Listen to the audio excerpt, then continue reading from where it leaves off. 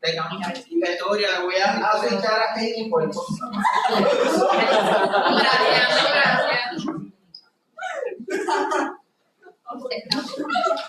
All right.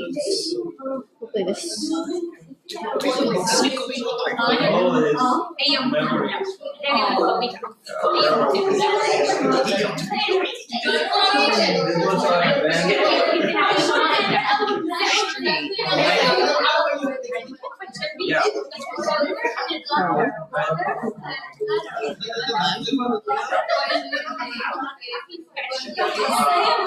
Looks like a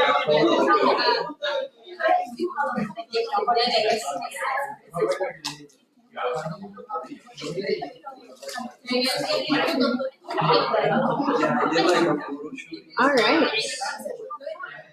I feel like this is not working. No. Mic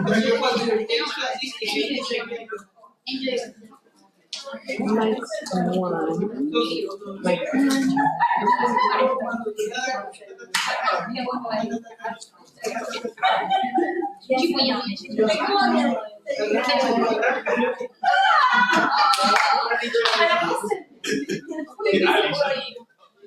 All right.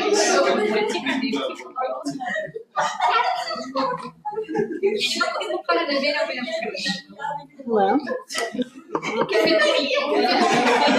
right. We're gonna go ahead and get started. My mic's not working. Its battery appears to be working, but I don't know. As I said, it's like a new system every single time I come. However, the slides are working. So today we're gonna finish up insulin, do a little bit of practice, and then we'll talk more about what to expect tomorrow for our case practice, which I think will set you up very nicely for the exam. So I'm excited for you. All right, so quick review here on our long-acting basal insulins. We've talked about NPH. Does anyone remember a couple reasons why we don't really use NPH insulin very much anymore? What are some reasons? due to the lasting therapeutic effect. Yeah, they have a peak. So we talked about if you do it in the morning, they kind of peak after or around lunch. So that can be problematic and cause hypoglycemia. Yeah, and then if you do a second dose, it peaks at night while they're sleeping and causes hypoglycemia at night. Excellent. So they have a peak. What's another reason? It like adds up. Yeah, insulin stacking. Yes. So it's one of the insulins that's most prone to stacking, meaning if you give a dose early in the morning and then you give a second dose later, because we know it doesn't last the full 24 hours, there's still some of that insulin on board from the first dose. So it kind of stacks up over time and can also increase the risk of hypoglycemia. Because it's very variable. It's not easy to kind of guess when it's going to wear off in a person because everyone responds a little bit differently to it. Excellent. I think those are the two main reasons.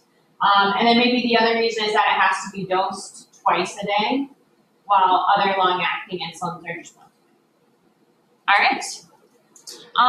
Did we get to glargine? Or we were about to start glargine? Okay, great. I've just been with the P2s, so I was glad to see that they're learning all of this too. They're long and short acting, so hopefully none of this is the first time you've seen any of it. And hopefully some of that practice you guys did for Paralab last year will come back to you. So insulin glargine is probably the most commonly used long-acting insulin. It comes in lots of different brand names as we talked about. And you'll see how long does it end up lasting according to the kinetics here. A full 24 hours. So this is really nice. So the NPH didn't last the full 24, and that's why it has to be dosed twice a day. But this one actually lasts a full 24 hours. Has anyone ever seen insulin glargine prescribed twice a day? Anyone with a community experience that's seen a prescription come over like that? It actually sometimes does. And it's not because it doesn't last a full 24 hours. Can you guys think of another reason why a patient might end up doing 2 injections of a long-acting insulin? Level, where's the base level? It's not based off of level, but it's something pretty practical. In the day. Yeah, sometimes people will have to split the dose of this. And And it's not super uncommon, but if the dose gets to up to around 60 units a day, there's concern that if you inject all that volume at one time, that maybe it won't get absorbed well. So it's not that it doesn't last 24 hours, but it's more from an injection standpoint and a volume standpoint. So it's not uncommon when you get to doses like over 50, over 60. Definitely if they're over 80, a pen can only dial up to 80, so then you have to split it if they're doing more than 80 units. And so we'll talk about those are some patients that you would try to switch over to a more concentrated insulin. But it's not because it doesn't last 24 hours, it's more from an absorption at the site. All right, so these are dosed once a day. And even if you did split the doses, you could give both of those separate doses at the same time. You wouldn't need to separate the time of day. That's what I was gonna say. So if you have a patient that tells you that they might have adherence problem, you Right. advise them to just. To do both doses, just in a little different spot and do it at the same time is what I would say. Yeah, but I see it often prescribed as twice a day. But I typically will have them do it all at one time. Yeah, great question. So I have on here that we typically split doses more than 70 units, sometimes 60, sometimes 50. There's not an exact science for it, but when you get to higher levels, that's when you might have to split the injection, but they can still take it the same time of day. And this can be taken any time of day, with or without food. It's just their long basal-acting insulin. The U300 is a great option for patients that are on those higher doses of insulin. So if you see patients on more than like 50, 60, 70 units of insulin, those are great candidates to switch over to U300. Really the main reason we wouldn't is if their insurance doesn't cover it. But if you're doing the U300, it's a third the amount of volume that you're injecting. So it's much easier for them to absorb. There's no different calculations for it if you're using the U300 pen. It looks just like the U100 pen, and they'll dial up the dose, and it's calibrated correctly. It's just a third of the volume, if that makes sense. So for example, if you had a U100 dose of insulin and you injected 100 units, that'd be a full ml of solution. But if you are using a U300 pen, it would only be 0.3 mLs. So it's a third the volume. So I just wanted to kind of explain that. Patients don't really notice or know, but that's the rationale behind it. One thing I also wanted to point out is insulins are a real pain to prescribe and to fill at the pharmacy because they're not all interchangeable. So the only interchangeable product that I'm aware of is Lantus and Simply. They are considered a biosimilar. And so if a prescriber prescribes Lantus, you can actually fill Simply. But in general, like if they prescribe Basaglar, a different brand of Largine, but what's on formulary is Lantus, you have to contact the prescriber and they have to send you a new prescription. It's a huge pain. Both for us at the prescriber's office, because that's where I am, and they're like, why can't the pharmacist just switch this? And I'm like, pharmacy law, it's a little crazy. Couldn't you write like an agreement? Or you A collaborative practice, you could, but they're just how they do pharmacy law and regulation, it's difficult to do. So you would have to have a collaborative practice agreement with lots of different prescribers. Yeah. Okay. So I think that's all I wanted to share about glargine. This is what you'll see the most, both in hospital and community settings. These are just a visual representation of them to kind of help with picturing it. Here's the U300 2JO pen, the more concentrated insulin. So again, it looks the same. It's just 3 times more concentrated. We got Lantus vials and pens.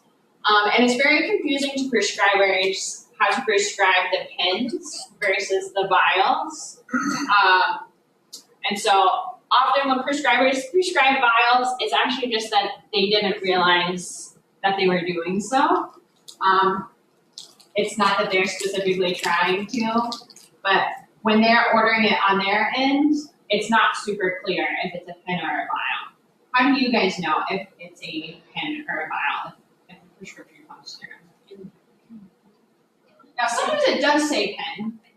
There's a vial. It does say that. The volume, No, it Yeah. does say that. You see that B. yeah, it doesn't say vial on the prescriber end. So the only way we would know is where you look for that second word. So Basaglar, we look for the name of the device. It has to say like quick pen, that would indicate to us that it's a pen. Solastar, that's the name of the pen device. So I'm working hard to train my prescribers to look for that, because when they're ordering it, it just says Lantus, and they select that, and they don't look for Lantus, Solastar, or Glargine quick pen. So it can be really confusing. And if it says only Lantus, it's still on your end show one or the other. It wouldn't give you like the option of just choosing. Yeah, so if we type in Lantus, we'll see just Lantus, and that's probably the first one that people will pick. But if it doesn't say Solastar, then it's the vial. But it doesn't say vial anywhere. And so I don't know if that It is doesn't give the strength. Like, does it say like Lantus? the strength will be the same. The vial and the pens are both U100. And the volume? So sometimes it will auto populate with the amount, and the pens would be an amount of 15, because there's 15 mLs in a box of pens. So that would be like a clue, but it's still not. It doesn't say vials from a prescriber's end, and I don't think even on your end when you receive it. So you're really looking for the name of the device to know that it's the pen. So is it usually the pen more expensive than the vial? It used to be that way, but currently it's not. Most formularies will have an insulin pen on formulary, and it's not more expensive. But you're right that a long time ago that used to be the case, but now it's not. All right. Degludec is the other long-acting. It's actually ultra long-acting. So you would think that you could dose this how often, based off of the duration of action of 48 hours. Yeah, you would think you could dose it every 3 days. And they did study it that way. But they didn't find that it had as good a control with that. So it actually is dosed daily, just like Glargine. What's really neat though is this is a special, kind of like a depot formulation, where it gets absorbed slowly over time. So you would also think that this would have a lot of insulin stacking, that it would cause hypoglycemia, but it actually has a lower risk of hypoglycemia than Glargine, due to its neat depot formulation. So this insulin, you can actually dose it as far as every 48 hours if someone missed a dose. It's supposed to be every day. And as close as every 8 hours. So what kind of occupation this might be a really good type of insulin for, can you think? If it had really flexible dose. Night shift. Yeah, so if people work shifts and they switch from day to night, then this is a great insulin for them. So if they normally take it at night, they go to work, come back in the morning, as long as it's been 8 hours since their last dose, they could actually take the next dose in the morning. They could flip-flop back and forth. It's incredible. Yeah, it's incredible. So this is actually my favorite type of insulin because it's just really forgiving. It's also great if you have someone that for some reason can't take it every 24 hours, maybe they have a caregiver that gives it. Even though it's not approved for every other day dosing, it could potentially be used that way. So it's a really neat type of insulin. And it's available in generic, so it's actually on formularies, pretty commonly used. I have lots of patients on this insulin. It also comes in a U200 formulation, so if I need a higher dose and want a more concentrated insulin pen, it is available that way as well. One thing about it though is you do have to be a little slower with your titration. In general, I don't rapidly increase insulin anyway because you do it off of like 3 to 7 days worth of blood sugar numbers. But this one in particular, when you need to wait at least 3 to 4 days to increase the dose because it takes a while to reach steady state. If you're in the hospital, sometimes they'll increase insulin much more rapidly, but outpatient, we don't increase it any more often than that anyway. So it's not a huge deal, but definitely something to know is that you can't titrate this every day. You do need to wait 3 to 4 days. So we talked about that. All right, so we're going to transition. Those were our only basal insulins. And now we're going to talk about prandial insulin. So what does prandial mean? Meals. So if you see prandial, bolus, mealtime insulin, all those words would mean the same thing and are used pretty interchangeably. All right, so similar to the other section, we have what's called regular insulin, and this is also a much older insulin that we do not use for very similar reasons to the NPH. So we do have regular insulin, it's a mealtime insulin. Brand names are Humulin R, Novolin R. Those look very similar to what brand names? Humulin N, Novolin N. It's just a safety issue waiting to happen. I think if we were to name these nowadays, they would not ever approve those sort of names. And I've certainly had patients mix them up before, and it causes huge issues. Rapid-acting insulins, these are the ones we mainly use. They're very fast on, fast off, so they mimic the insulin that our bodies naturally make when we're trying to cover a meal. There's also some ultra-rapid insulins. They are supposed to be a little faster on, faster off. We use them the same way as the rapid-acting. So for purposes of kind of dosing and counseling patients, we use them the same way. So we talked about how we pick which insulin were the basal insulins. You guys remember what we decided? Kind of one of the main ways that we pick which insulin? Like how would we pick between Lispro and Aspirin? Formulary. So same thing, formulary. That's how we pick between a class. Yeah, okay. So the names can be a little confusing. So I want you to, at your iPad, computer, or on a piece of paper, try not to look back and think what type of insulin comes with these names. Is it NPH, long-acting, regular, rapid? What type of insulin?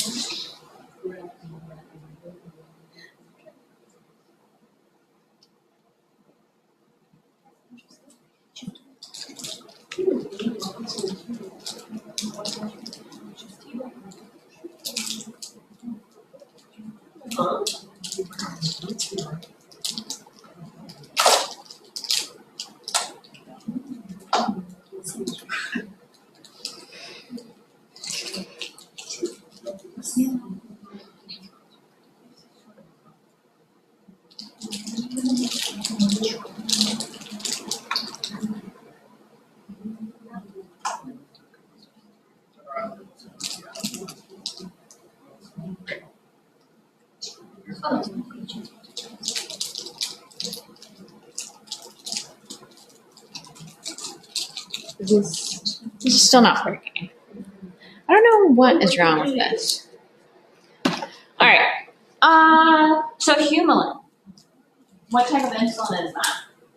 It could be NPH or it could be R. So it could be two different types of insulin. So if a patient tells you they're on Humulin, you wouldn't necessarily know what they're on. And this one's actually both the N and the R are both available over the counter. So both of those old types of insulins are available over the counter. So they might very well tell you, and you might not even have a record of it in your pharmacy log. How about Novolog? Rapid. So what's the generic of that one? Aspirin. Yeah. The way I remember this, I don't know if it will help you, is aspirin kind of sounds like aspartame. What's the sweetener? Aspartame. Which I consider, it's not new. But I consider it like a new sweetener. And that's just, I don't know, Novolog, new aspartame sweetener. Maybe that will help you. Somehow it helps you. Maybe that's too much of a sure. So that one's rapid. I remember by the manufacturer. By the manufacturer. Yeah. Well, because you worked at Lilly. Yeah. I feel like unless you've worked at Lilly, it doesn't necessarily help on it. Yeah, Right? no, that because it's for Novo Nordisk, right? I think no. Yeah, Lilly and Novo Nordisk are, and maybe one other, are the only Sanofi, manufacturers. right? Sanofi. Novolent, how about that? What type of insulin is that? It could also be regular, so an intermediate, regular, which is just regular insulin, or it could be infusion. How about Humalog? Rapid, what's the generic? Lisprin. All right. There's so many bars to confuse on. There are. And then one thing I didn't mention yet is actually Humulin and Novolin also come in mixins, a mix of the NPH. And so there's 70, have you guys heard of like insulin 70-30 mix ever? It's actually 70% of an NPH insulin and 30% of a mealtime insulin. So lots of different ones. All right. So regular is the first one we're going to talk about. This, if we're covering a meal, what do you see as maybe a con from a kinetic standpoint? If this is an insulin that we're using just to cover a meal. What's a con or kind of negative of this based off of the kinetics if we're trying to use it just to cover a meal? Yeah, it's got a huge duration of action. It can last up to 8 hours. So we want something that's going to be fast on, hopefully fast off. And then also its peak effect is 2 to 3 hours afterwards. So it makes it kind of tricky. Its onset is 0.5, so 30 minutes to an hour. So when do you think you would dose this insulin before eating the meal? Anywhere from an hour to 30 minutes. Generally, we say 30 minutes before the meal. So that's pretty tricky too. Like, how often are you like, oh, I think I'm going to eat in exactly 30 minutes? Probably very rarely do we think that. Or if we did think that, then in 30 minutes we'd be distracted with something and then wouldn't eat, and then that causes hypoglycemia. So these are reasons why we don't typically use this insulin anymore. But it is available over the counter, like I said. We've already gone over the brands. Okay. Here's some kind of questions. Oh, the OTC. Oh, the over the counter. So the only insulins that are over the counter are the NPH and these regular insulin. I think it's because they're considered, like, if you have type 1 diabetes and don't have access to your insulin, you could die. So I think it's kind of from a safety standpoint for patients with type 1 diabetes. But you can make that argument for other medicines, so I don't know. Do they usually put next to the Tylenol, I mean, outside or? No, it's behind the counter, Okay, so but no you would still have to prescription. ask for it at the pharmacy, but it doesn't require a prescription. The main pharmacy that I've seen that would give a lot of over-the-counter insulin is Walmart, because they had these vials for $25. And so I used to have a lot of patients that would, not a lot, I would have some patients that would get their insulin at Walmart. But now drug manufacturers have offered coupons even for patients without insurance that lowers the price of insulin pens to $35. So we don't, I don't have any patients on these vials right now. Okay, rapid acting insulin, switching gears. What are our 2 generics of rapid acting insulin? Aspart and Lispro. We should definitely be able to wake up and know them. Insulin is our high alert, high safety meds, so really important that you're familiar with the names of them and know which kind is which. So these onset is anywhere from 15 minutes to 30. So when do you think you take this in regards to the meal? Yeah, ideally 15 minutes before the meal, but actually a lot of times I'll tell patients just take it as soon as you sit down, it's close enough. So yeah, 5 to 15 minutes before the meal, or I tell them just take it as you sit down to eat. Yeah, yes. Since the assumption is that the patient is going to take the meal and absorption is going to happen immediately, because the meal might take another 2 to 3 hours, depending on what kind of meal it is before it gets into the body. Yeah, you're saying that if they take it, that you think it'll act too fast before they actually absorb it? Even before the carbohydrates get into the blood. Yeah, they get in pretty quick, so it ends up being okay. Yeah, you're right that they kind of like when Dr. Colhane was talking on the very first day, was talking about how food gets absorbed. So you're right, it does take longer to get full absorption of all the food. But as long as they eat within 15 minutes, they should be, it's fine to take it with the first bite of food even. You don't have to wait 15 minutes. But a lot of times that's how we will counsel patients, is take this within 5 to 15 minutes. All right, so we talked about that. It does require a prescription. You have quite a bit less insulin stacking because it's pretty quick on, quick off. So a lot lower risk of having hypoglycemia from this, as long as you eat and are giving the correct dose. There are some ultra rapid ones, and these are the ones that are most advertised to eat with the first bite of the meal. And so they're supposed to be a little bit faster. We haven't necessarily known this to be beneficial in clinical practice, so I don't necessarily prefer these over the other ones, but if their insurance covers it, I'll use these ultra rapid acting ones. But for your purposes, I kind of consider them as being very similar, dosed very similar to the other rapid acting insulins. All right. So I'll have you guys do this next one.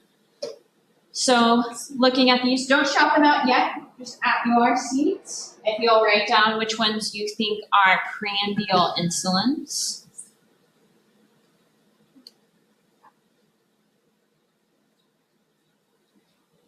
I don't want anyone missing any questions based off of picking the wrong type of insulin. That should be the low-hanging fruit of insulin.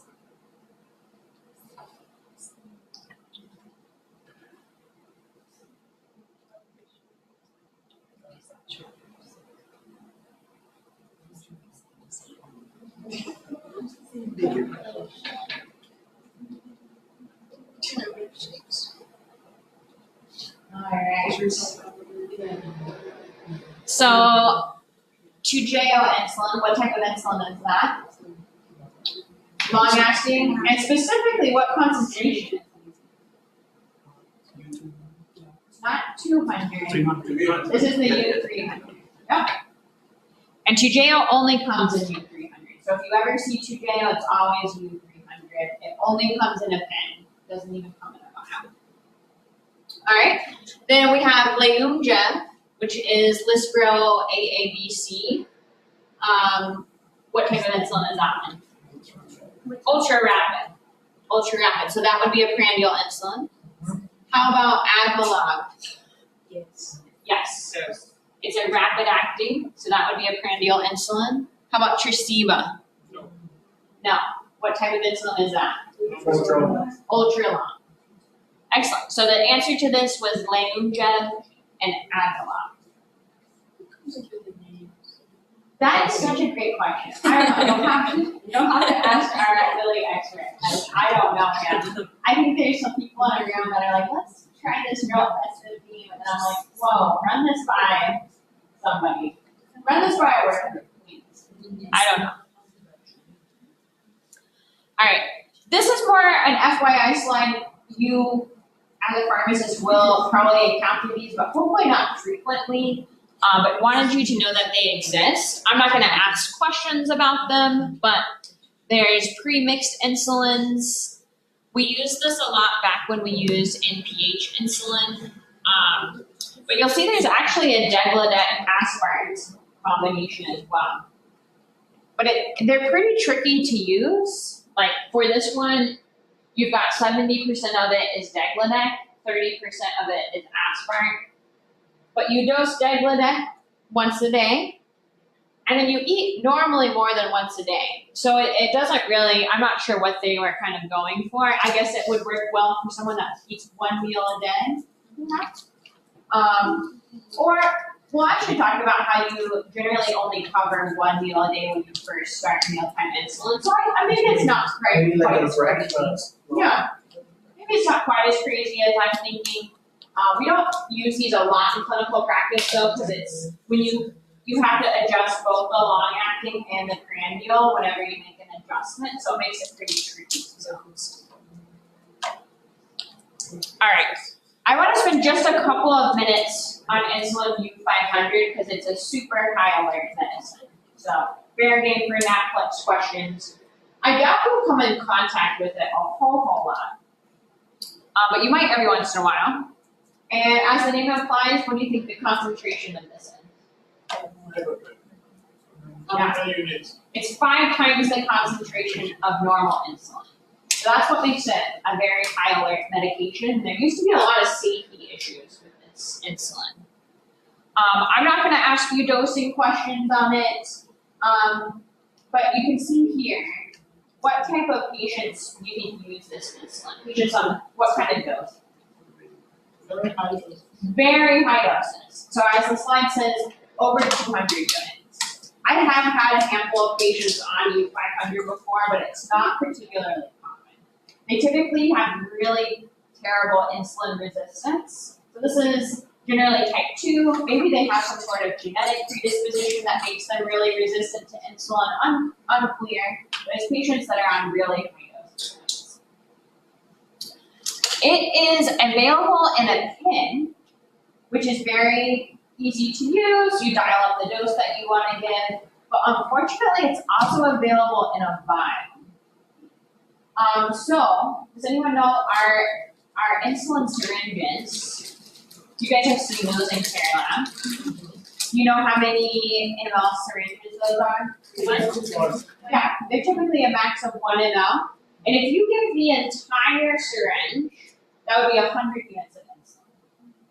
So if you give an entire syringe of a U500 insulin, how much would you end up giving? 500. 500 units. So that's what this means. So it used to be that sometimes people would accidentally prescribe regular insulin syringes with U500 vials, and patients would get 5 times the insulin dose that they were supposed to, which could cause what? Terrible hypoglycemia and death. Yeah, could lead to death. That was actually a patient case. Oh, really? Yeah, we had a medication sensitization. This is so appropriate. Who's teaching that right now? I'll have to have a little talk with him about how great that was. So here's an example. A patient is prescribed U500 with the U100 syringes. It's written for 70 units 3 times a day. How much insulin would the patient use if they drew up 70 on their syringe?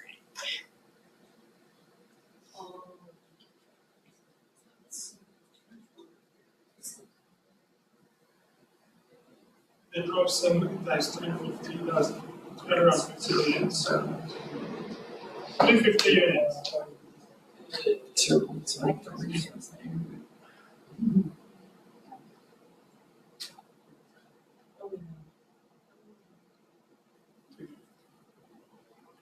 I think I'm hearing the right answer. You guys can say it. 350 units. 350. Yeah, so you multiply it times 5. So thankfully they make U500 syringes that are special to and only used for U500 insulin to prevent this from happening. So this is a picture of a U500 syringe and what the boxes look like. In general, the patients I've had on this, we've actually had on U500 pens, and so then they dial up the dose as you don't have to do any special calculations, and it also avoids there being an error. Yes. I have a question. In the crash cards in hospital, do they have like 500 syringes, or do they have like normal syringe 100? Oh, So- sorry, the vials. Yeah, for crash carts in hospitals, definitely if you work in a hospital where you see crash carts, please direct me. But I would imagine they would actually have U100 insulin pens, is what I would think. I wouldn't even think they would have vials. A lot of hospitals are trying to transition from vials to pens if they haven't already, because there's a lot of errors that happen with the vials. I've heard of people drawing up an entire vial, which would be 1,000 units of insulin. Because if you're not used to it, it doesn't seem weird to you, and you draw up a whole vial of other things. So a lot of, I think they would have pens, I would hope. Yeah. You certainly wouldn't have U500 insulin. Oh, okay. Yeah. This is probably not on any hospital formulary, I wouldn't think. Okay. Real briefly, they do make an inhaled insulin. Is anyone aware of this? Oh. Is it made by Lilly? No. No. I don't Okay. think so. I don't know who makes it. I've never used it. I have a Demo inhaler at Franklin Square. It's only this mealtime insulin. So Afrezza, it's a rapid acting insulin, and it's available in cartridges at these doses. But I haven't necessarily seen it on any pharmacy formulary, so it's not widely used. I wouldn't be surprised if it's actually removed from the market. This is at least the second inhaled insulin that has come to market. And they're not dangerous, but they're just often not on formulary and not used frequently. So I want you to be aware that it exists, but I'm not going to ask you another question. What did you say? Inhaled through the nose. It's inhaled, not through the nose, no, through the mouth. It has kind of like a little inhaler type contraption. Okay. Manufactured by Mankind under a special contract with Sanofi. Oh, thank you. Yeah, I haven't heard of them. All right. So I recommend practicing. Well, we can practice this real quick. Okay.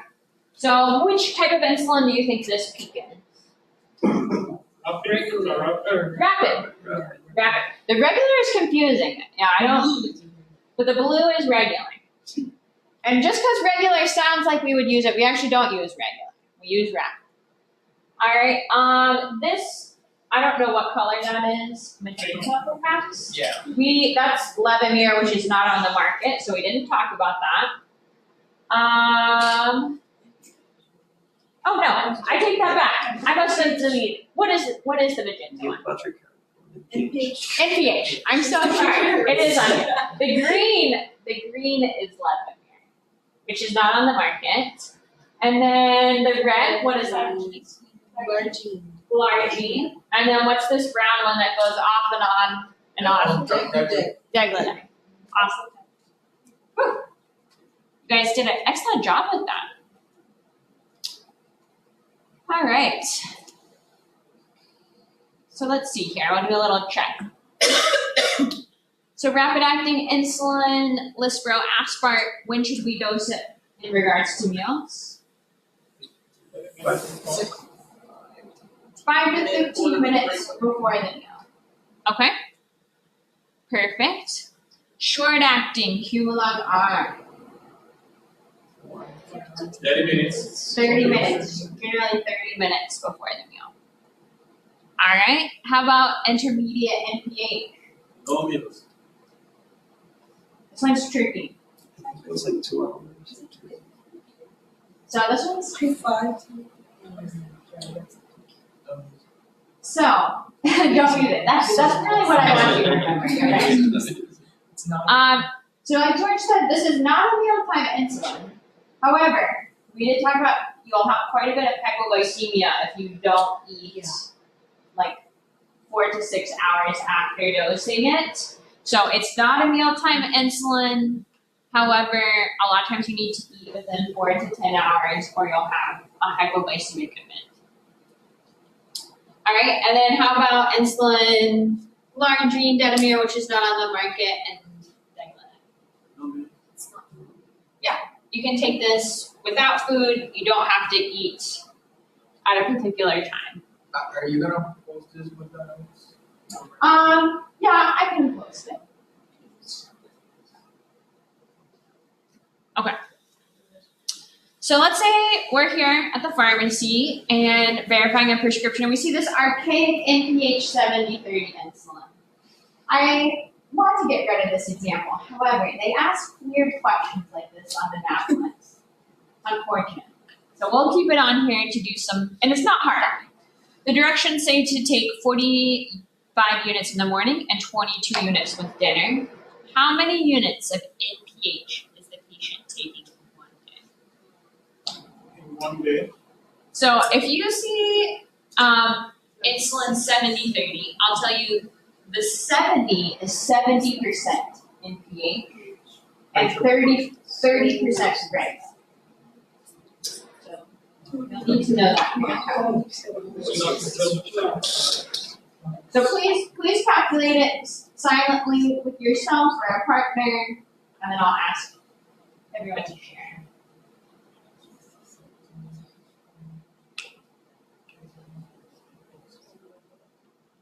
And you have to be really careful with questions like this to know, are they asking for the whole day? Are they asking for one dose? So.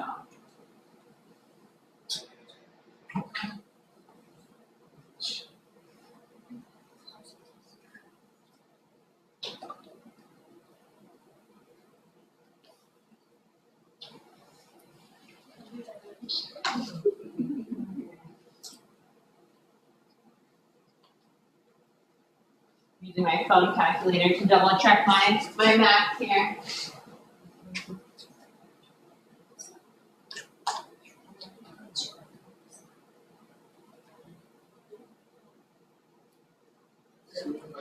What's 6.9, 2.7? 47. Yeah, 46.9 round to 47. Perfect. Yeah. So for this, there's a couple ways of doing it. You could calculate, I actually just added 45 plus 22, got their total daily dose of insulin, and then multiplied that times 0.7, because I knew 70% was NPH. Or you could take the 45 times 0.7, get 31.5, do the 22, and then add them up. Either way, you should get 47. And then the rest of it is regular insulin. So how much regular insulin are they getting? 53.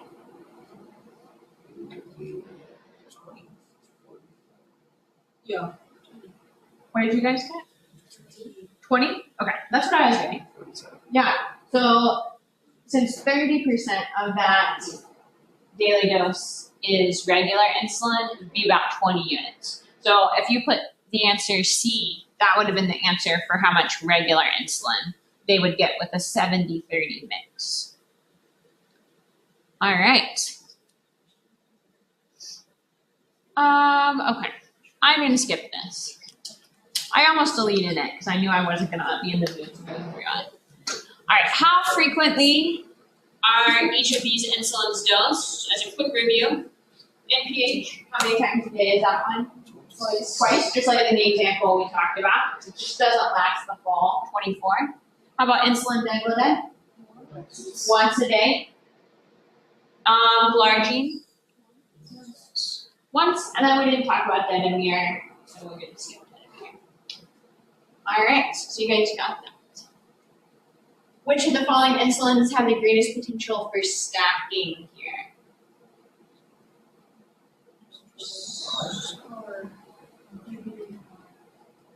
It is R. So it's Novolin R, the regular. Because it lasts for so long, I can't remember, is it exact? I think up to 8 hours. So if you took it in the morning to cover breakfast, then you took it again to cover lunch, and then you took it again at dinner, you'd probably have quite a bit of insulin stacking from prior doses. Tresiba, we talked about, you would think that you would have a lot of stacking with Tresiba because it's 48 hours. But with how the depot formulation works, it gets absorbed very slowly and does not cause stacking. Yes? Yeah, maybe you explained before, but so does it, if you eat, is the insulin getting consumed or is it opening your cells time bound instead of like the carb burning off? I think I know what you're asking. So, like, does eating help you like consume the insulin? Yeah. And it doesn't. But if you yeah, I'm trying to think like how to explain this. So if you take the insulin and don't eat anything, it's gonna lower your blood sugar, right? If you take the insulin but eat something, it's still lowering the blood sugar the same amount, but your blood sugar is starting out higher. So then that's what doesn't cause the hypoglycemia.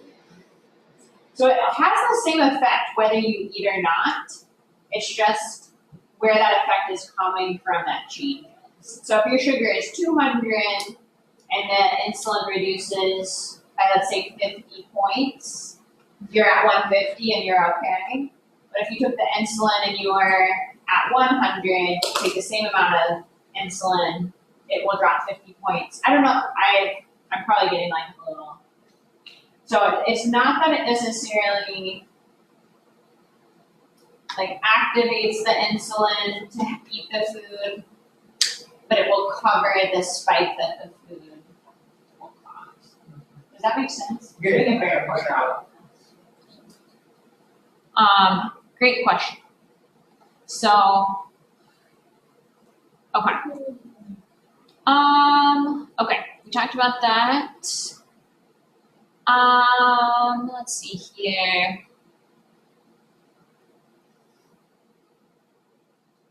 Oh, let's see if you remember this. So based off of the kinetic profile of degludec, how frequently can it be increased or titrated? Every 3 to 4 days. Glargine can actually be titrated every 24 hours. So this would typically happen in the hospital if someone was started on insulin in the hospital. Outpatient, I don't titrate glargine any more than every 3 to 4 days either. But degludec, you have to wait 3 to 4 days. I doubt that degludec is on a lot of hospital formularies.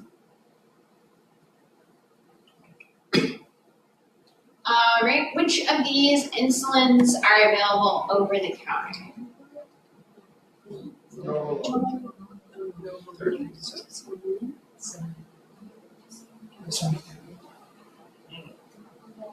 It's only one of them. Novolin. It's Novolin 70-30. So it's 70% NPH and 30% R. Novolog is which insulin? Aspart which is rapid. None of the rapids are over the counter. Tresiba, what's the generic of that? Yeah, I'm hearing the first part of it. Degludec. Yep. It's our ultra long acting. You have to have a prescription for it. Toujeo, which one was that? Glargine U300, and you need a prescription for that. Alright, these are the Walmart ones available over the counter, so you can kind of see what they look like. They look, or what do you notice about them actually? About those 3 boxes of insulin? They look the same, but there's 3 completely different types of insulin. Yeah, I don't look. a medication safety pharmacist nightmare. Actually, I thought there were 3 different sides of the same document. It's just The same crazy. Why is like I don't see that manufacturers do color coding. I assume that has been researched and it doesn't work. So a lot of things that are newer are color coded. Can you guys think of like some narrow therapeutic drugs that are color coded? Heparin, Like I'm thinking some oral things. I don't know. Is heparin? Heparin's color just, coded? yeah, like the Clearly, I don't spend any time in the hospital. the 5 ml wants to go in. And Okay. there's Color a coding is recommended. It's just something to somehow, like these are very old insulins, and I don't feel like they took safety. Seriously, I guess the fact that these guys are. What are some narrow therapeutic drugs that are color coded? Warfarin. Each dose of warfarin, levothyroxine, which we're about to talk about, we haven't yet. There's something in heart, the heart drugs, there's 2 different colors. For like arrhythmias, narrow therapeutic. That would be the one that costs Astrolon. I think digoxin, like Digoxin. I don't use a lot of digoxin, I don't know. So color coding is great. They color code the GLP-1s, those all have a different color label. So they should certainly color code these. I just don't have authority to make them change their manufacturing practice. Alright. This slide, I love this slide. You might think that switching from one insulin to another insulin would be very difficult. However, it is not. It is a beautiful one-to-one switch. It's very easy to switch from one insulin to another insulin within the same category. So this would be like one rapid insulin to another rapid, or one long-acting to another long-acting. Generally a one-to-one switch, which is great, right? There's 2 exceptions to this. This is if you are going from twice daily NPH insulin to a once daily glargine. It is recommended to do a 20% decrease. And you can kind of think about it, maybe think about it as NPH being maybe less potent.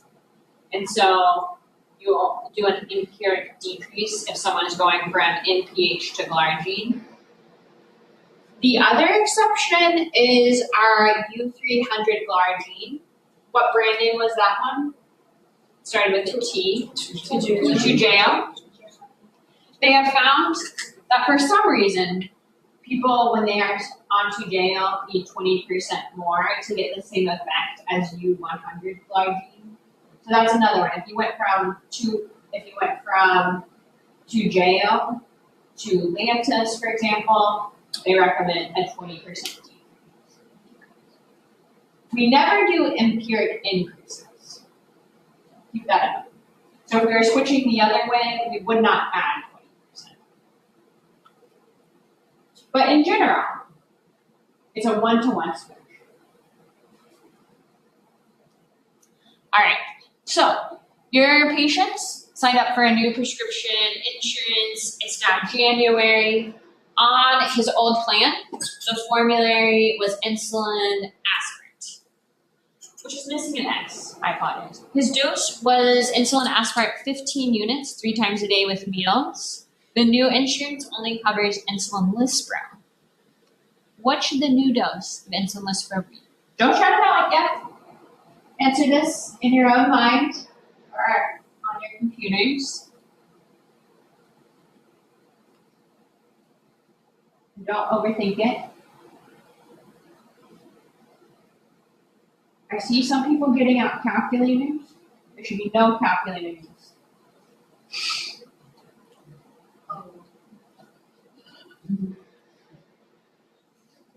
Alright, what do you think? D.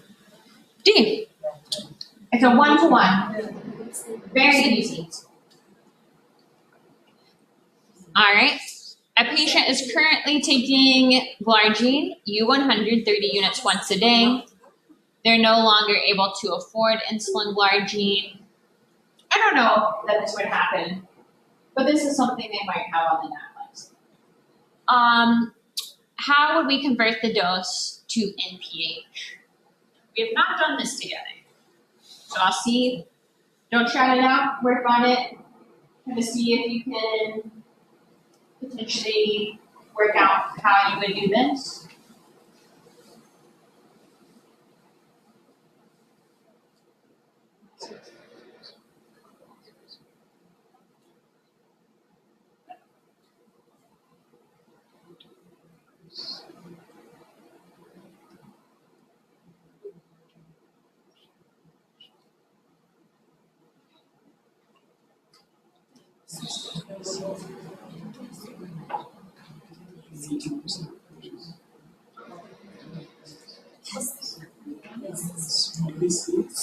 C.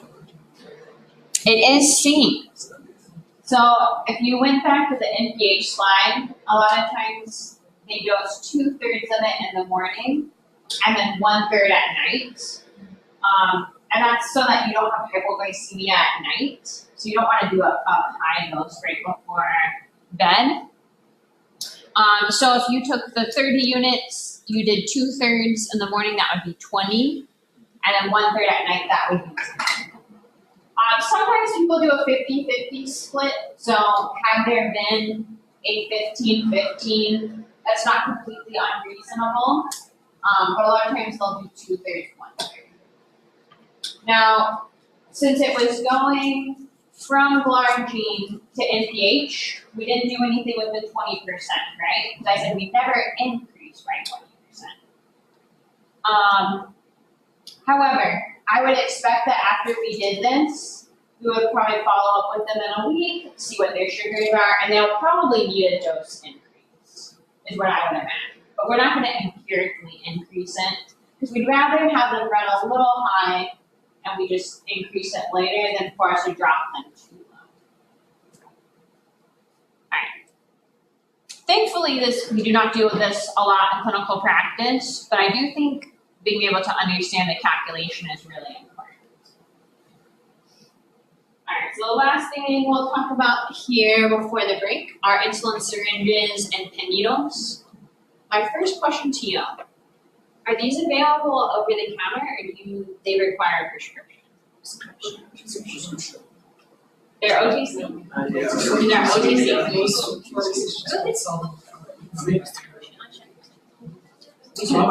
Good feed. That's what it says there. So I have a question. Yeah.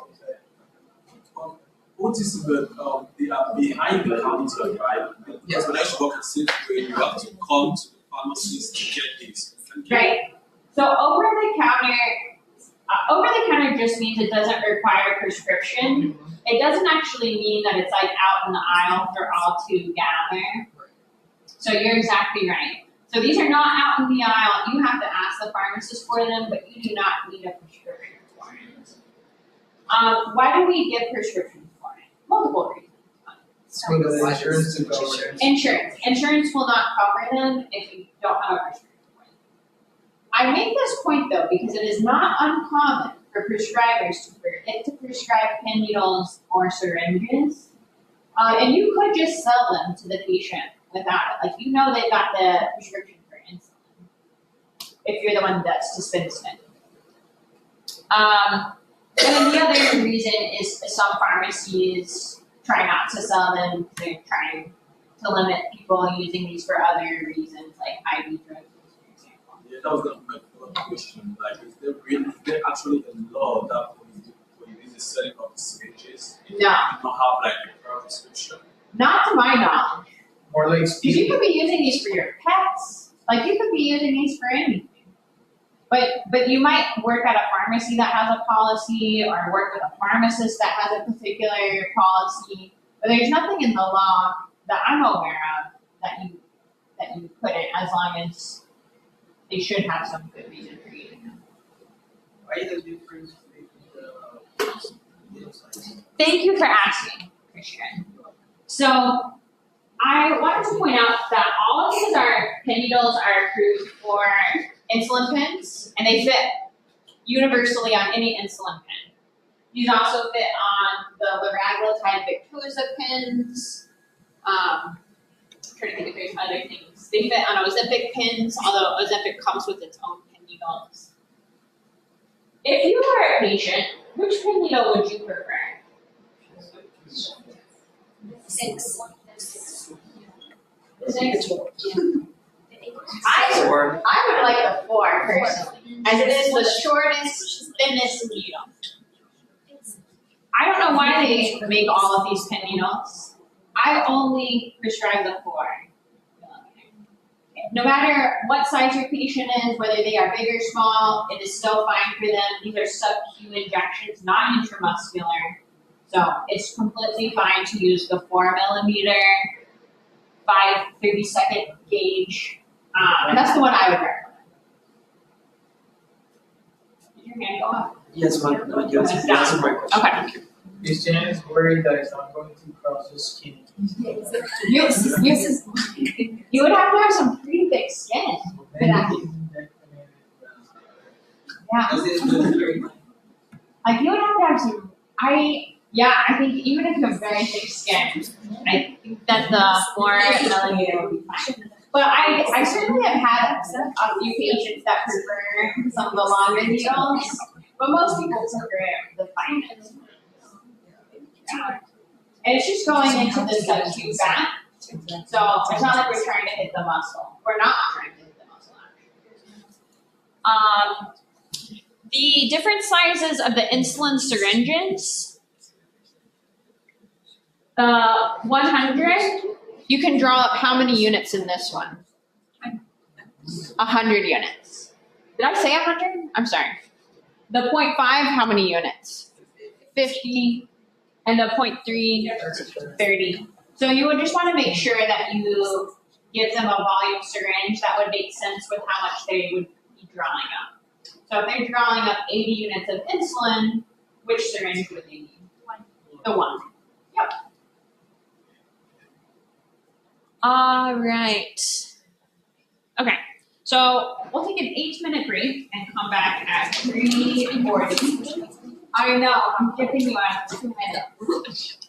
But I think that we'll be glad that we have those 2 minutes. No?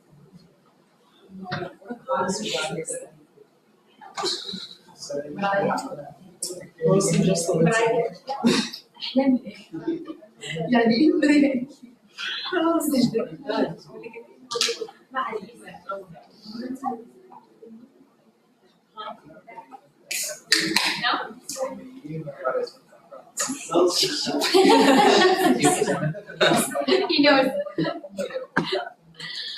I'm so sad I brought myself a Celsius packet on, I think, Monday. And then I think I must have taken it home with me. And I never even used it. I should have left it here as a treat for myself. Excuse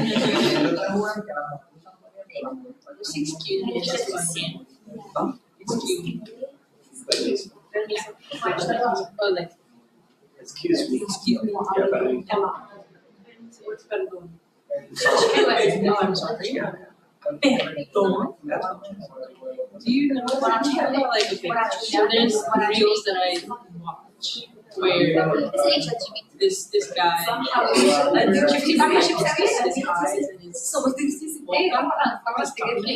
he would always start his stories like, Oh, you can say like, you can also say like, I'm sorry. Yeah, I'm sorry, yeah. It's sarcastic, yeah.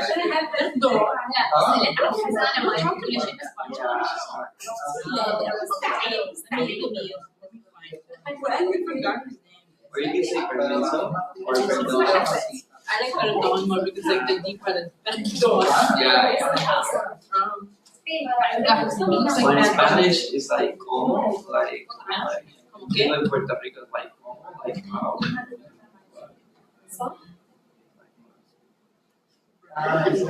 Speak Spanish. Dr. Foss, Mm-hmm. I have a question. How, like, is there a relationship between units and blood flows, like, drop? There is, it's different for everyone based on the house, it's been there. So actually the last slide, talk about this and that's how you would work. How much one you would it's not just type 1 diabetes. I guess you could have diabetes every type. So there is a way to Another question. Is it possible to see practice people developing antibodies for It can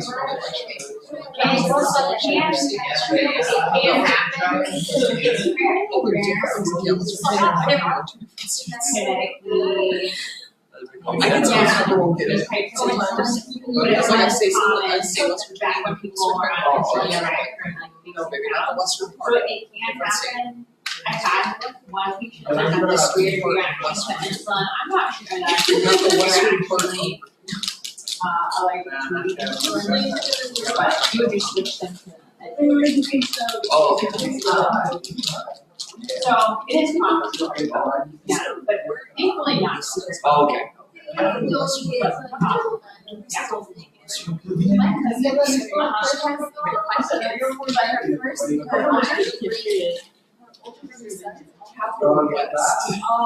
would think so, yes. And they were I should not. It's got its own soul. High five. Exactly, that's another story. Wow. But I was because they was we learned how like to have more genetic. They both have a genetic component, so they both have a genetic component. But, yeah, but Pegu actually does have a higher genetic, like quite a risk factor when your family has it. But it's interesting, one of my good friends, her dad has type 1 diabetes, his brother does. So, like, it's not uncommon, but it is how it's called. It's not well, Yeah. like the same age they stuff. Right. They were really Christians. But what's interesting, like, crime is and so that's why it's weird. It's not, yeah. So a lot of people say that does not all mean. A lot of times the parents don't. So that's why they're experiencing that Good question. Yes. Can you like for the gestational diabetes, can you reverse it?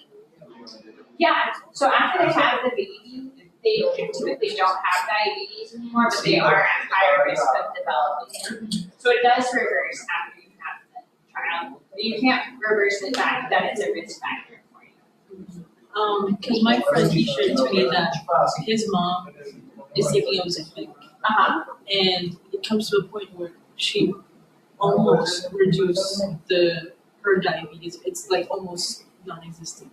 Yeah, it can be, that's what people say. It's just when you go on GLP-1s, for some people they're so effective that their A1C drops back into the normal range. That does not mean they no longer have diabetes, like they've already been diagnosed with it. And if they stop those, they would probably go back. But that, it kind of seems to them sometimes like, oh, I don't even have more. It's just very well controlled. Yeah.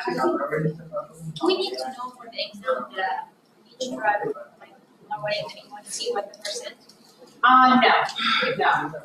But you would need to know, that like the other words are more effective than anything else. What about the dose? Dose, any drug dose? You don't need to know the dosing for which one. For you, 300 units. Oh, well, Metformin, yeah.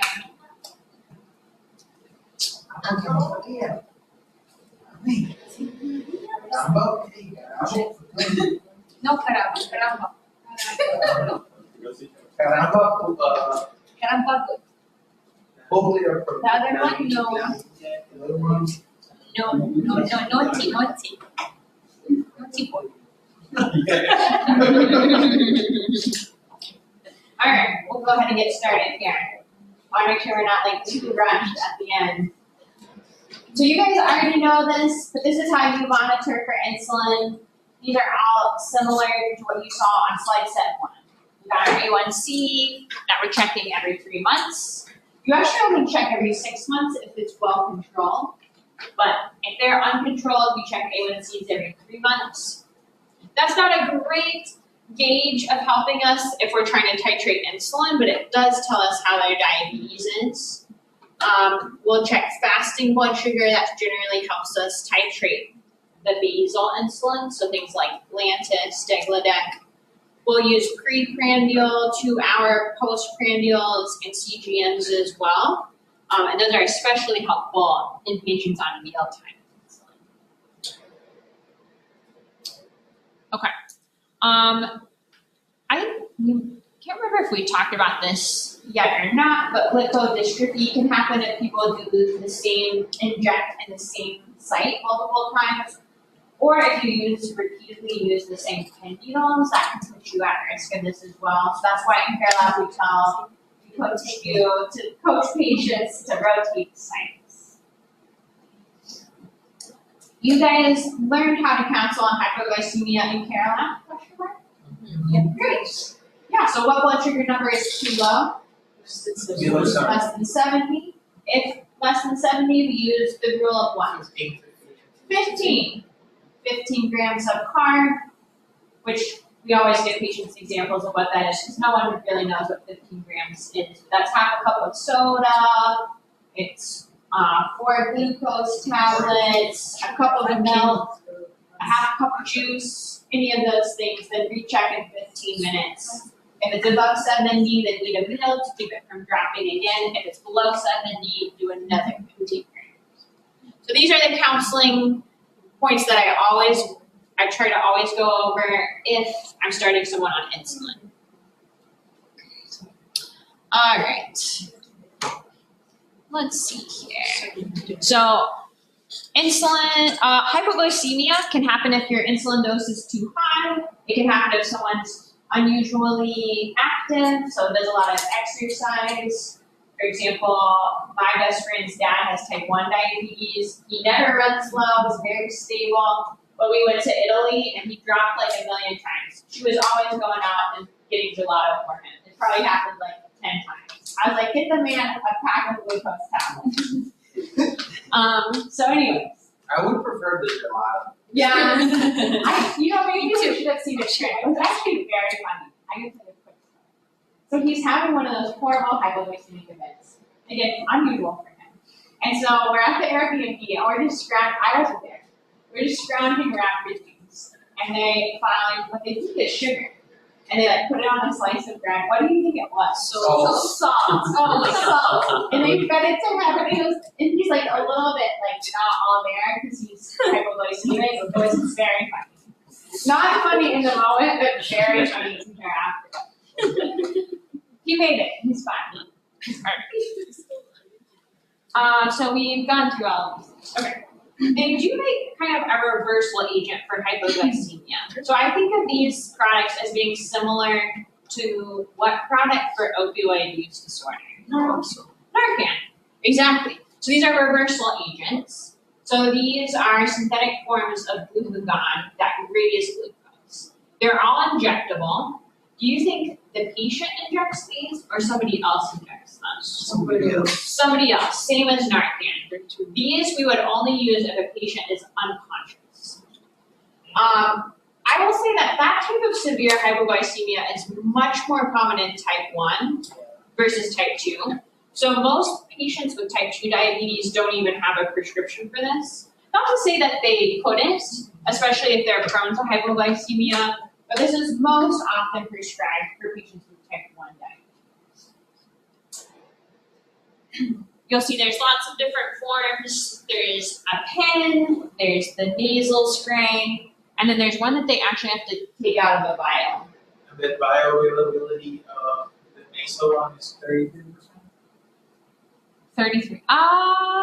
It does appear that way, doesn't it? Since it's 3 times the concentration. I don't know. That's a great question. That does seem to make sense, though. I don't know why it would be so much lower. It might just be part of like the formulation outside of that. Because you get pretty good absorption from the nose. So I don't know. Alright, so now we've gone over all the building blocks. We just need to talk about how to dose it. Thankfully, it's pretty straightforward. It might seem like it's not, but it is. So stay with me here. Hopefully you guys have your printouts. Does everyone have their printouts? Please get them out. Alright. So we're going to talk about how to dose this for type 2 diabetes first. And so that's what this slide says. We're doing insulin dosing for type 2 diabetes. All right.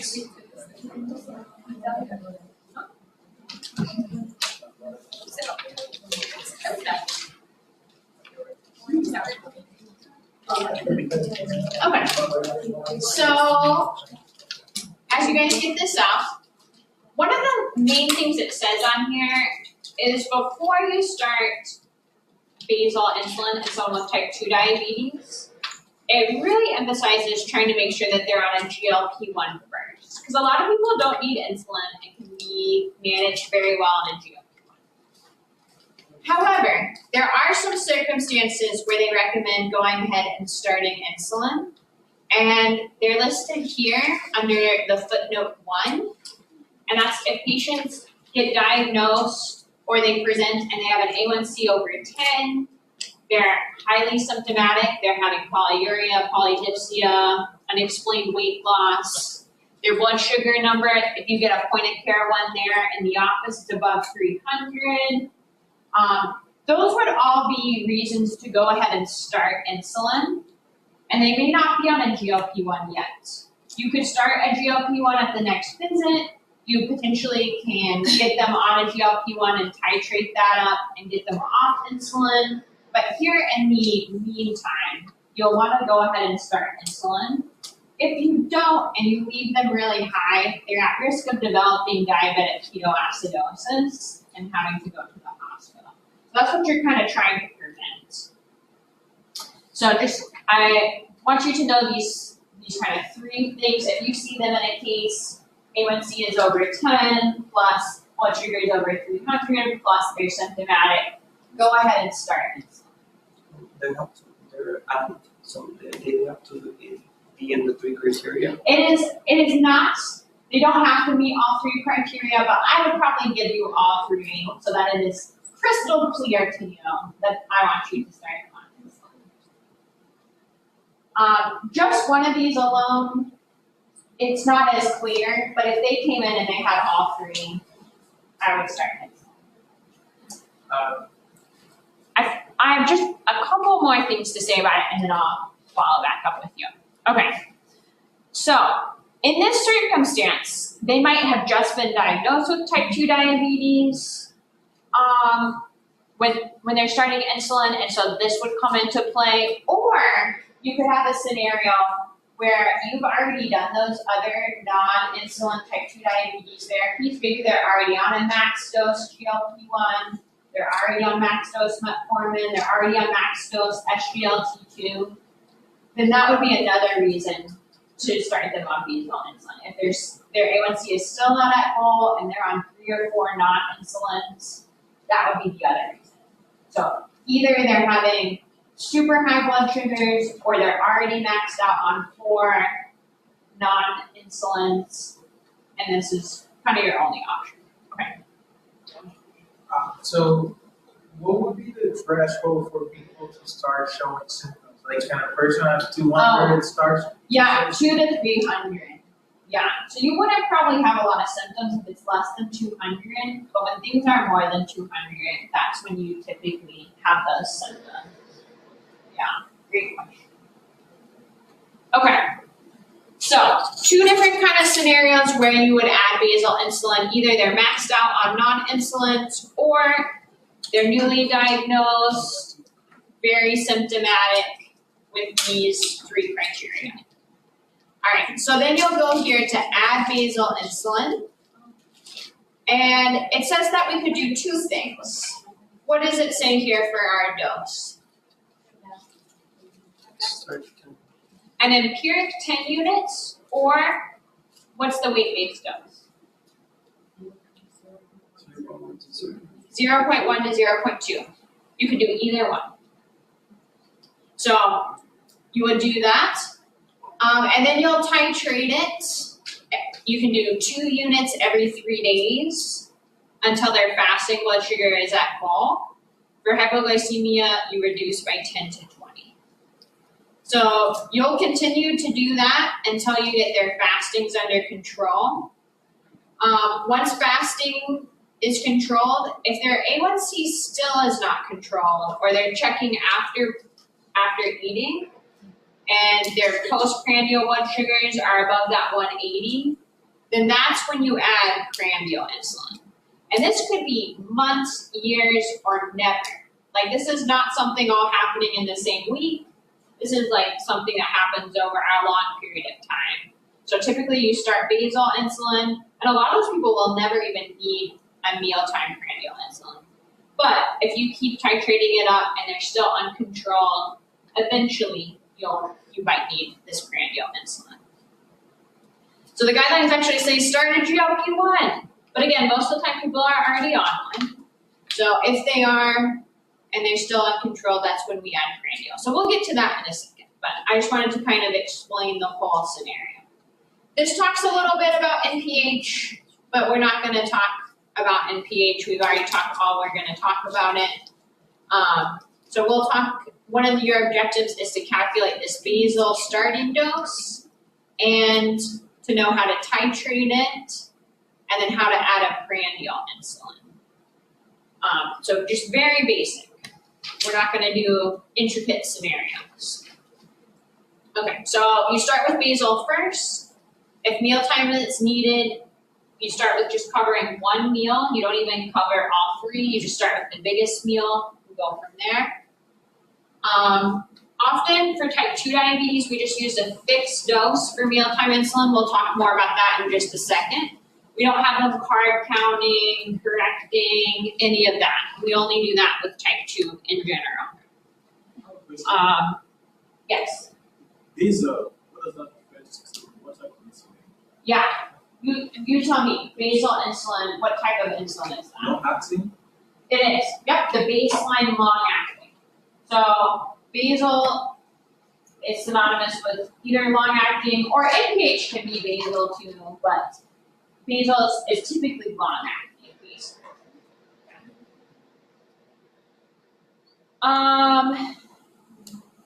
If you are adding this for someone with type 2 diabetes, we'll continue metformin. That helps us use lower doses of insulin, helps improve insulin sensitivity. We'll definitely continue GLP-1s. You'll continue SGLT2s. What's one of the main things here that's missing? What would we not continue? DPP-4s, yeah, a lot of times we won't continue a DPP-4. It wouldn't be wrong. It's not going to probably increase their hypoglycemia risk. But sulfonylureas, you're going to want to stop them. So sulfonylureas work by squeezing the pancreas to put out insulin. Clearly that mechanism is not working well if you're getting to the point to start insulin. So if you continue a sulfonylurea and start insulin, what are you at risk, extra risk for? Hypoglycemia. So you have extra risk of hypoglycemia. So I do stop any sulfonylureas when I start insulin. But I continue most everything else. Okay, so we already looked at this. This is just a blown up image of 10 units or 0.1 to 0.2 units per kg per day. So we have this example. This is a 34-year-old. They're diagnosed with type 2 diabetes. Their A1C is 11. They're having polyuria, polydipsia, arcanthos nigricans, and tiredness. Their weight is 113. They have insurance. They're willing to do whatever it takes to get their blood sugar under control. What would you start? Insulin. Yeah, this is the exact type of piece where you would start insulin. Why is that? A1C is above 10. What else? Symptomatic. They're symptomatic. That's really key. Really key that they're symptomatic. What else? Oh, I guess that's all that it says, right? We didn't give you a point of care glucose today. I mean, the patient really wants to. Yeah, and they're very motivated. They're very motivated. All right, so this is a great person to go ahead and start on insulin. Again, at a future visit, you will probably start them on a GLP-1, but here in the moment, GLP-1s take weeks to months to titrate up, but we want to get this under control now. So which type of insulin would you start? No. Are you kidding? I didn't care. No. I'm not supposed to react this way. Based But I know you don't need it. No, yes. What are you going to start now? I think you know.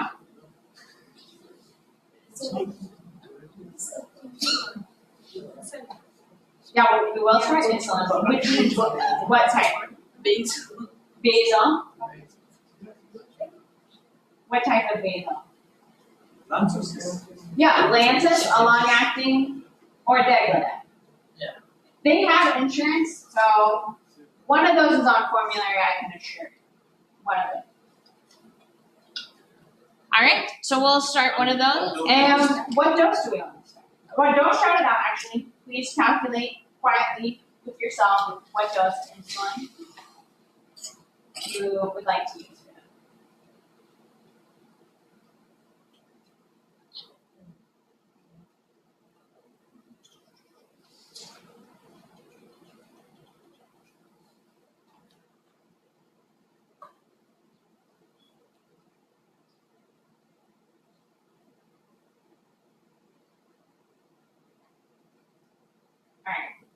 We have some doses.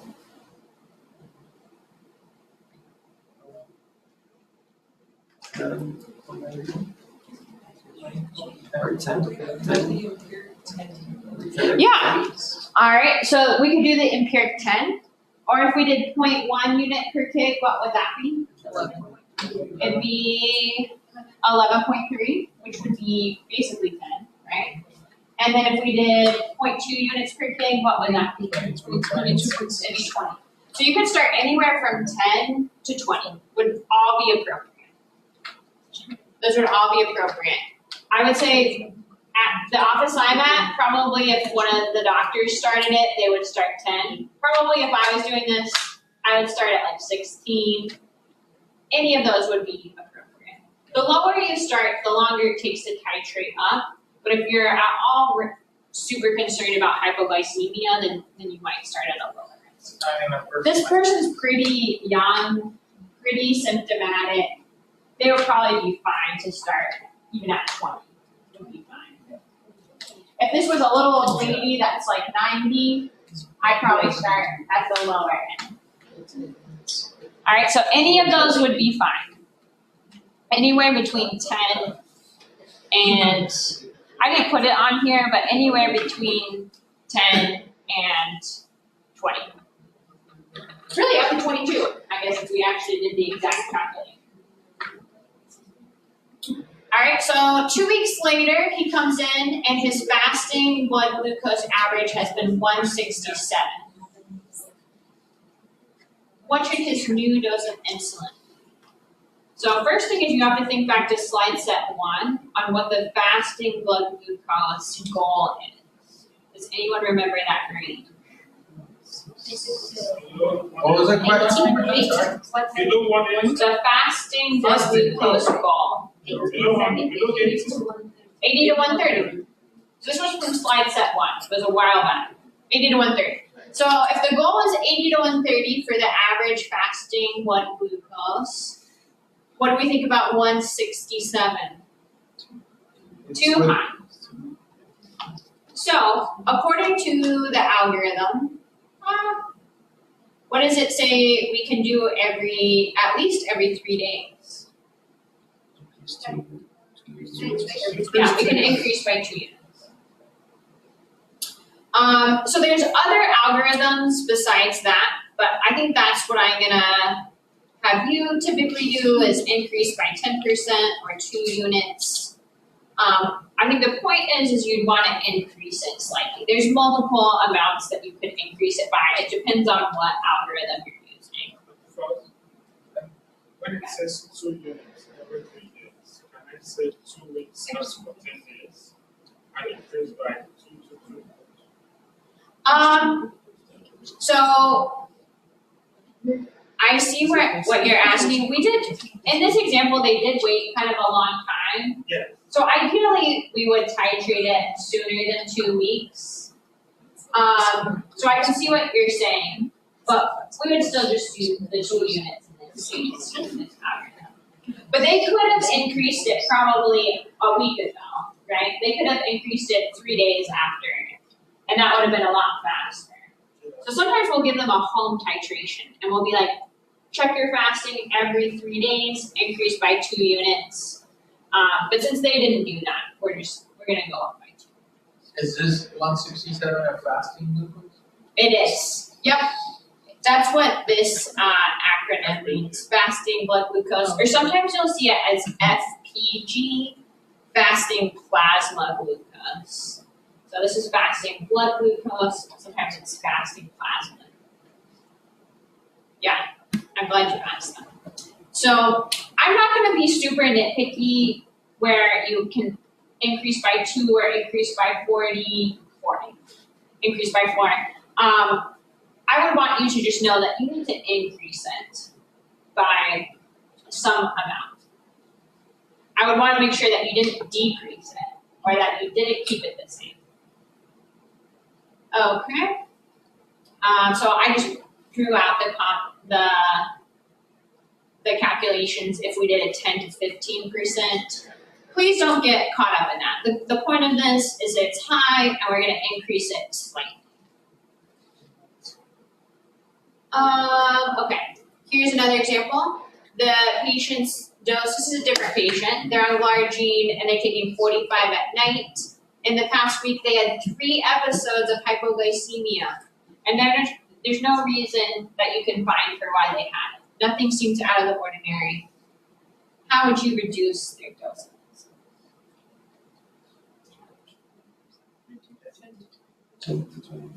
Yep, 10 to 20%. So 10% of 45 is what? 4.5. Yeah, 4.5. So 4 or 5. So you know that you're going to change it, and then 2 times that is about 10, or 8 to 10. So you're going to change it by anywhere from 5 to 10 units. And you're going to decrease it. So if you did 10%, that's 4.5. You're going to subtract 5 and get 40. Or if you do the higher end of that, you would get 9, subtract that, and you get 36. Hopefully that happens. The point of this, I want you to be able to identify that it's running too low and that you need to decrease by some amount. And I'm not going to give you a bunch of variable amounts to decrease it by. I'm probably going to give you keep it the same, increase it, or decrease it. And you'll need to pick the best one. Okay. So let's see here. This patient has had diabetes for 10 years. They're on metformin 1,000 twice a day. What type of dose is that, 1,000 twice a day? The starting dose, the max dose. The max effective dose. Technically, we can go to 2,500, but this is the clinically effective dose.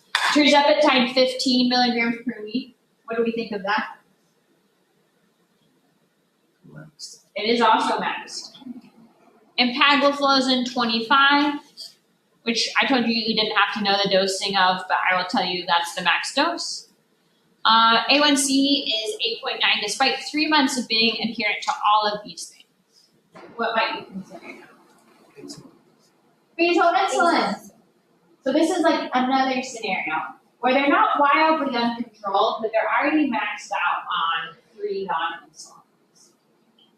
And really the only other options you can add are either sulfonylurea or pioglitazone, which generally we do not have. So this would be another appropriate person to go ahead and add basal insulin. Which basal insulin would you like to start? Lord, Long-acting, which one? Degludec, that's a great choice, I love Degludec.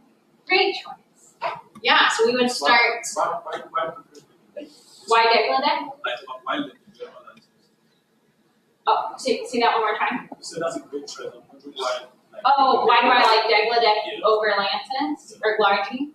I like Degludec just because it's so forgiving with the dosing.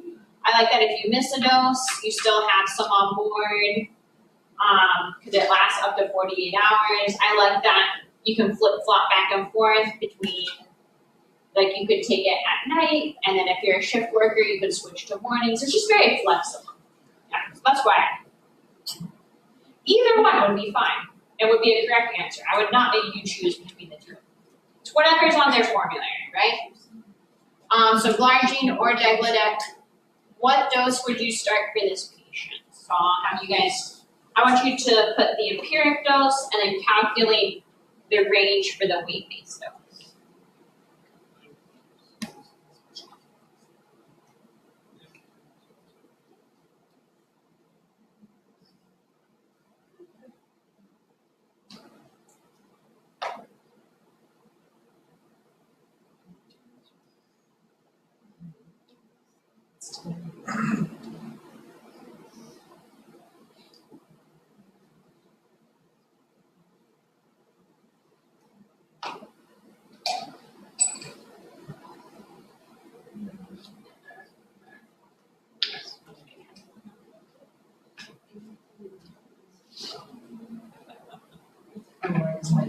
Yeah, I see that.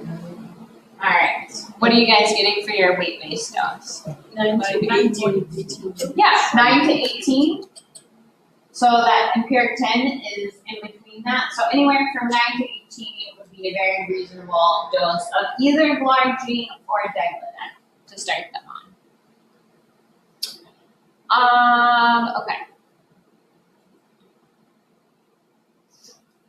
I said I would probably pick something in the middle, but really any of those numbers would be correct. Okay.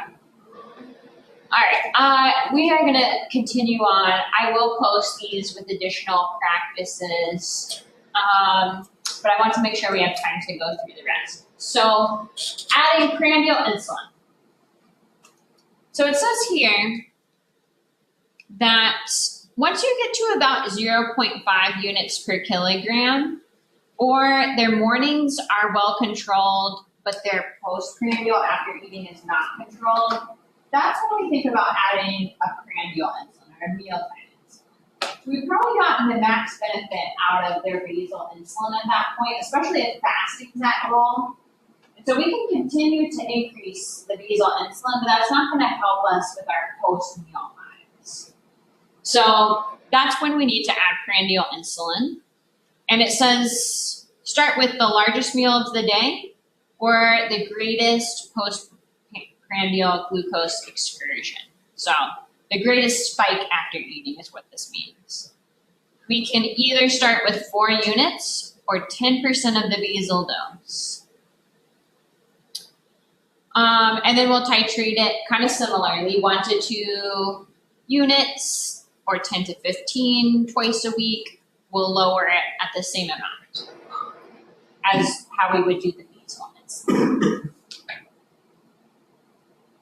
All right.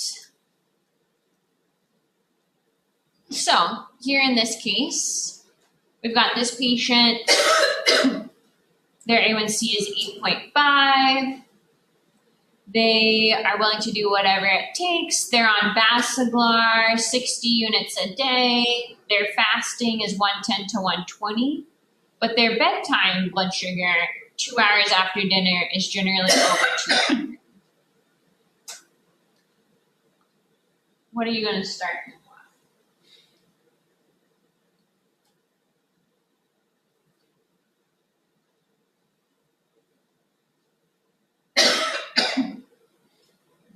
Maybe,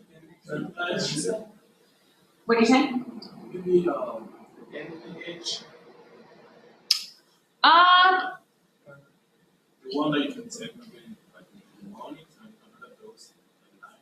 Also, what if you switch the person to a weight control GLT that has a Yeah. higher dose? Yeah, they should be on a GLP-1. I'm trying to remember, did we already start this patient on a GLP-1? Was that the one that has interceptor? That's what I was thinking, but I didn't put it in this case because you're exactly right. We would start a GLP-1. I don't know. Let me go back. Maybe that's what I have. There's a receptor right there. Is that the same person? No. So you're exactly right. We would start, because that's what it says here. If they're not already on a GLP-1, add a GLP-1 is what it says. And this doesn't say that they weren't. So yeah, you're right. Good. Whew. I was like, I'm doing the right thing here. My key. So if they're not on metformin, you'd add metformin. You'd add a GLP-1 if they're not on one already. All right, so let's say we've done that. So here they are again. Their A1C is up to 8.8. They're on metformin, ER 4 a day. They're on tirzepatide, which we just started based off of your recommendation. They're on 15 milligrams a week. They're on Basaglar 66. They have insurance, willing to do whatever it takes. This is what their CGM report looks like. Jose? What if it's extended release? Why don't you take it once a day, all 4 pills? Yeah, they do. That's how they're taking all 4 at one time. Oh, I thought it was UID. Okay. Yeah, so now they're on max dose GLP-1, max dose metformin. They're on Basaglar at 55.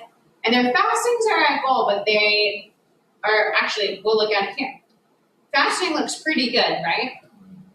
But what's this problem here? What do you think is going on? Yeah, they're having spikes after each of their meals. Which meal are they having the biggest spike with? Dinner. So that would be the ones that I would recommend us covering with insulin. So what would happen if we continued to increase the Basaglar insulin? What do you think? The basal levels are going to decrease. Yeah, it would shift the whole thing down. But the problem is they're already like pretty well controlled here. So if we shift the whole thing down, what will happen is we'll cause hypoglycemia probably in the morning. And then we're still probably gonna have the spikes when we eat. So that's why you can't just increase the long-acting insulin forever. If you see fasting under control, that means basal is good, and now you have to do something about that postprandial. Yes. The question that had been funny, that I said insulin, NPH. So I'm reading the, just like one of the notes, the answers you gave were also insulin. Slide 62, we go back. Okay. Go back a long ways. Yes, this one. Okay. And the next one. Let's go. Next slide. Next slide. Next slide. Oh, sorry. We're never gonna start NPH insulin. Never. Did I say to do that somewhere? I'm saying the notes you gave answer down. Oh, like down in the notes section? Yes. maybe ignore whatever is in there. We're not gonna start any NPH insulin. I don't know what it says down there, but no. We won't start NPH. Maybe I was just saying what the dose would be if we did. Or maybe it's from a different case.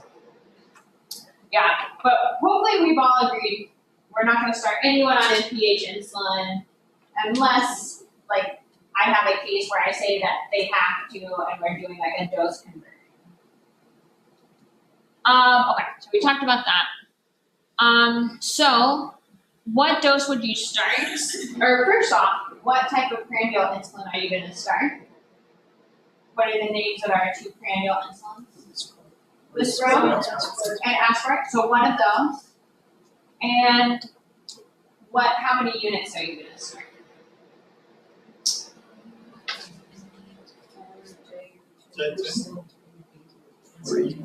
Either an empiric 4 units or 10% of the basal dose. And the basal dose was what, 66? So what's 10% of 66? 6.6, which we could round to 7 or round to 6. So anywhere from 4 to 7 units would be what we. All right. We are practically all out of time. So the only other things that I have on here are some practice for type 1. I'm not going to test you on the insulin approach to type 1, but I just wanted to like briefly share how it's different. We're going to have to replace all the insulin for them because their body's not making any insulin. So they're going to need basal and bolus right off the bat, which is very different than type 2. There are certain things that would make them more sensitive to insulin. So this is a chart that tells you how to pick an insulin sensitivity factor.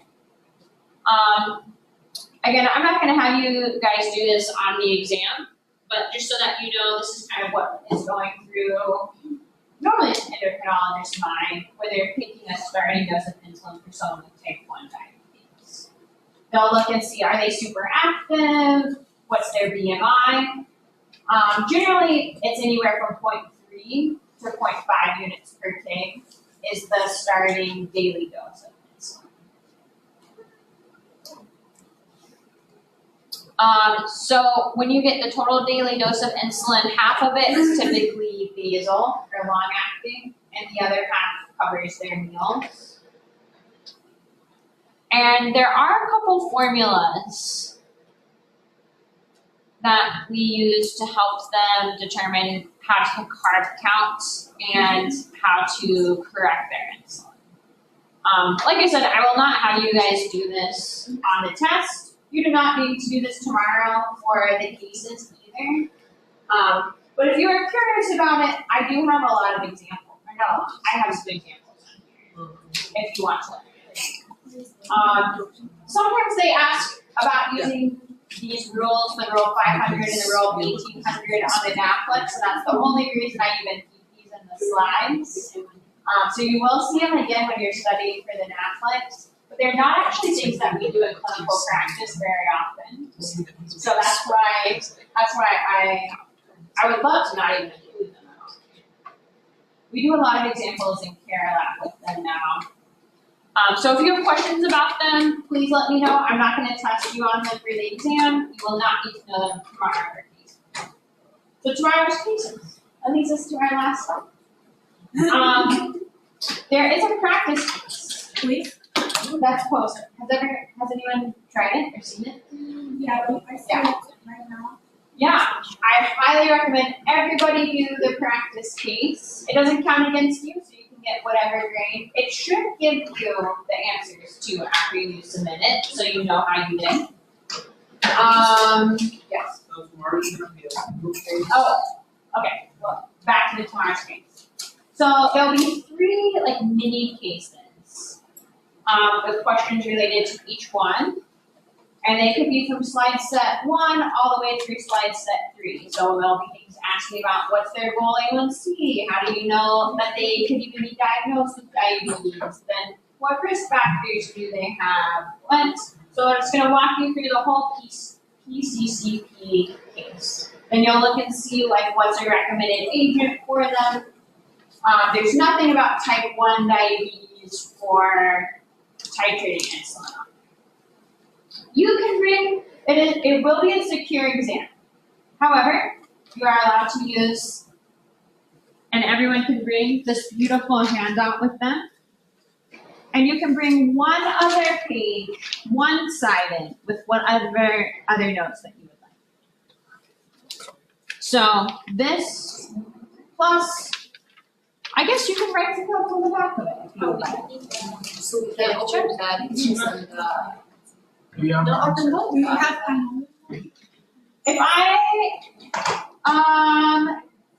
If I've given you one, please find that. If I have not given you one, I will give you one. And you cannot use it electronically because it's the secure exam. So you'll have to have the paper copy of it. Because it'll be on the exam. I guess, if you would like, I could attach. Do you want me to attach it as a? we were asking about the lectures because the Oh, the last lecture. cases we open the lectures in the iPad. So Yeah. I was asking about that. No, so it is not Closed open, notes. it is not open notes. But you can use, you're allowed to bring this, and you're allowed to bring one page of your own notes. Oh, Is it okay. enough? Was that not very clear? You can bring this. Well, it's just very different from the past Okay. cases, that's why. Okay. I think we're confused, Gotcha. so. It'll be a total of 20 questions, you'll have an hour to do it. 4 questions will be science, related to the medications in the case, but everything else is clinical. So it's basically a quiz. Yeah. But it's gonna be a patient case. I think I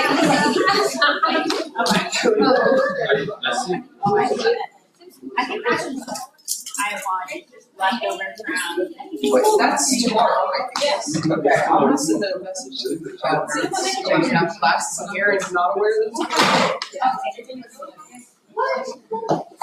Oh, yeah, you're right that performance is really gonna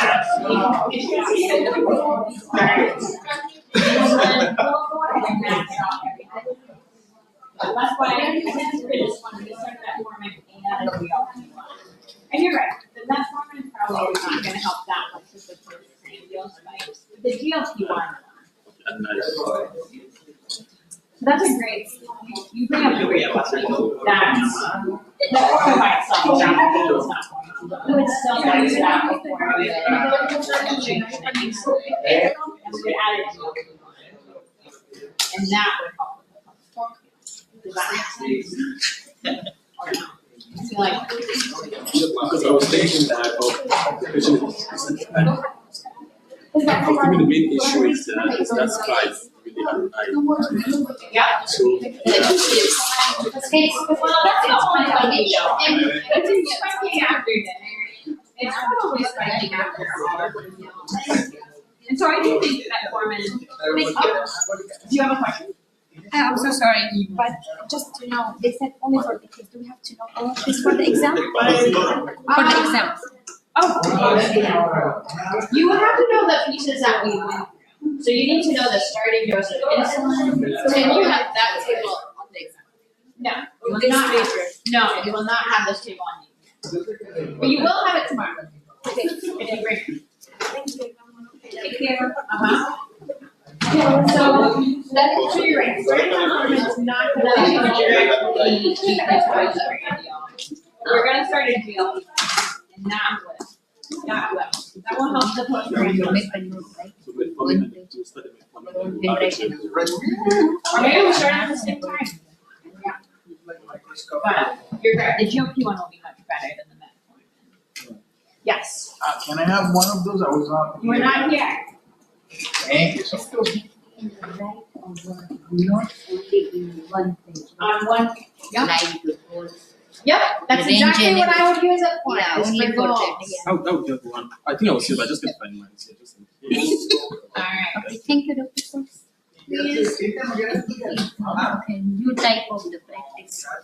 We can make our own note and put earlier, so it's good, right? Say that again. It says, no, it is not open the book, It's but not we open can book. actually make a note, so we will remember for a longer time. If we write everything on paper, it's good. Are you asking me a question or No, you're no. just stating Yeah, something? yeah. You're just stating it, okay. Yeah, so I mean, it is good if we make a note and to put our own handwriting on this paper. So when we will see the case, it is easy to To find recall it. all information. Oh, good. I hope that's the case. I hope that's the I think so. I mean, it's a unique. Thank you. Thank you.